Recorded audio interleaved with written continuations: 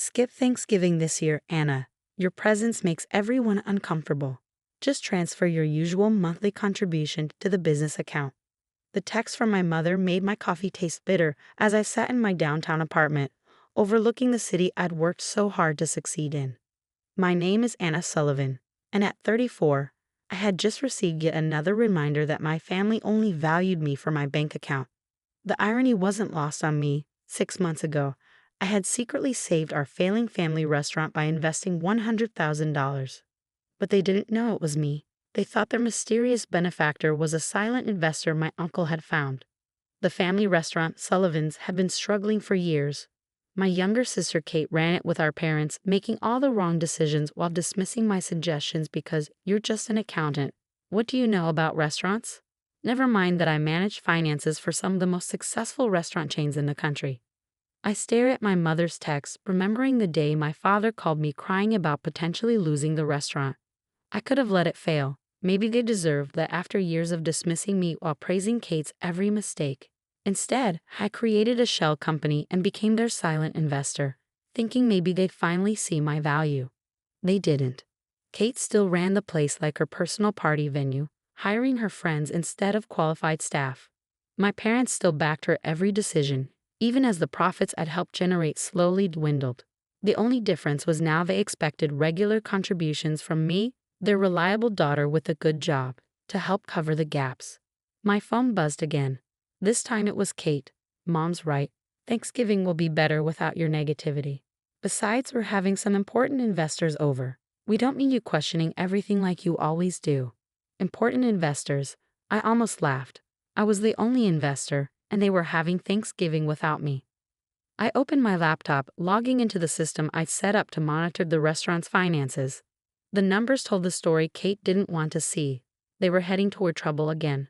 The profit margins were shrinking, staff turnover was high, and their reviews were dropping. Another text from Mom: don't forget to transfer this month's contribution early.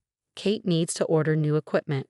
I thought about all the family dinners I'd sat through, watching Kate take credit for the restaurant's temporary success after my investment. My innovative management, she'd boast, while our parents beamed. Meanwhile, they'd relegated me to the role of family ATM, expected to provide regular help but never acknowledgement. My finger hovered over the transfer button in my banking app. It would be so easy to just give in again, to keep the peace like I always did. But something inside me had reached its breaking point. Instead of processing the transfer, I opened my email and composed a message to my lawyer. Time to activate phase 2, I wrote. We prepared for this possibility when I made the initial investment. My phone rang. Dad this time. Anna, honey, about Thanksgiving. You understand, right? Kate's worked so hard to make the restaurant successful. We can't risk anything going wrong with these investors coming. I kept my voice neutral. I understand perfectly, Dad. By the way, how much does Kate need for the new equipment? Oh, his voice brightened immediately. About $30,000. You'll transfer it today, right? Kate has her eye on some top-of-the-line stuff. I'll take care of everything, I said, and I meant it, just not in the way he thought. After hanging up, I looked at the framed business degree on my wall, the one they'd barely acknowledged because they were too busy celebrating Kate's latest failed venture. Next to it sat a photograph from the restaurant's opening day 30 years ago, me at age 4, sitting on my grandfather's lap as he cut the ribbon. Grandpa had built Sullivan's from nothing, turning it into the heart of our community. Before he died, he pulled me aside at my college graduation. You've got the head for business, Anna, he'd said. Promise me you'll keep an eye on the place. I had promised, though not quite in a way he might have expected. My lawyer called back within the hour. Everything's in order, she confirmed. As the majority shareholder through your investment company, you have full authority to make management changes. Do you want to proceed? I thought about my mother's text, my sister's dismissal, my father's transparent attempt to secure more money. I thought about Thanksgiving dinners spent watching Kate waste our family legacy while they praised her every mistake. Yes, I said firmly. It's time for a change. I spent the rest of the morning preparing documents and making calls. By evening, everything was in place. I ordered dinner from my favorite takeout place and raised a glass to Grandpa's picture on my wall. Happy early Thanksgiving, I murmured, smiling as my phone lit up with another text from Kate. Don't forget that transfer. The equipment supplier needs an answer tomorrow. Oh, there would be changes tomorrow, all right, just not the ones they were expecting. I closed my eyes, imagining their faces when they realized who their silent investor really was. Sometimes the best dish at Thanksgiving is a serving of long overdue truth. The next morning, I arrived at Sullivan's an hour before opening. The early autumn air was crisp, and the familiar scent of baking bread wafted from the kitchen. Through the window, I could see Kate directing her friends turned staff, probably planning another of her innovative menu changes that consistently failed. I wasn't alone. My lawyer, Diana, stood beside me, briefcase in hand. Behind us, two representatives from the restaurant management company I'd hired waited patiently. This wasn't just about revenge. I intended to save our family legacy, whether my family liked it or not. Ready? Diana asked, her heels clicking against the pavement as we approached the entrance. I nodded, squaring my shoulders. Time to meet the investor. Kate's face when she saw me walk in was picture-perfect confusion. Anna, what are you doing here? Did you transfer the money? Family meeting, I announced, my voice carrying through the restaurant. Now. We're busy, Kate snapped. Some of us actually work for a living instead of just pushing papers around. Mom and Dad emerged from the office, their expressions shifting from confusion to annoyance. Anna, we discussed this, Mom started. Today isn't good. We have important business matters. Yes, I cut her off, we do. I gestured to Diana, who began laying documents on the nearest table. Everyone, sit down. Who is this? Dad demanded, eyeing Diana suspiciously. This is my lawyer, I replied calmly. And these gentlemen represent elite restaurant management. But more importantly, I pulled out the final document, the one revealing my ownership stake. I'm your silent investor. The silence that followed was deafening. Kate's face drained of color. Mom's hand flew to her chest. Dad just stared at the papers, his mouth opening and closing without sound. That's impossible, Kate finally sputtered. Uncle Jim found our investor. Uncle Jim found me, I corrected. He knew exactly who he was talking to. He also knew what you'd all done to the restaurant Grandpa built. Diana stepped forward, professional and precise. Miss Sullivan owns 70% of Sullivan's restaurant through her investment company. Given the recent financial reports and management concerns, she's exercising her right to implement immediate changes. You can't do this, Kate shrieked, grabbing the documents. This is my restaurant. I'm the one who saved it. I laughed, but there was no humor in it. Saved it? Kate, you're running it into the ground. Again. The only difference is this time, I won't stand by and watch. Anna, Dad began, his voice taking on that patronizing tone I knew so well. Sweetheart, let's discuss this as a family. Like you discussed uninviting me from Thanksgiving? I countered.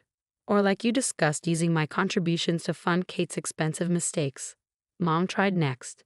We only wanted to protect you from the stress of running a restaurant. You have your corporate job. I manage finances for successful restaurants across the country, I cut in. I tried to help for years, but you all dismissed my advice because Kate was the restaurant person. Well, now you don't have a choice. I nodded to the management representatives, who began their prepared presentation. New systems, proper staff training, menu optimization. Everything I'd suggested over the years, delivered by voices they couldn't ignore. Kate started crying, her usual tactic when things didn't go her way. You're trying to ruin me. This is all I have. No, I said firmly. This is Grandpa's legacy, and I promised him I'd protect it.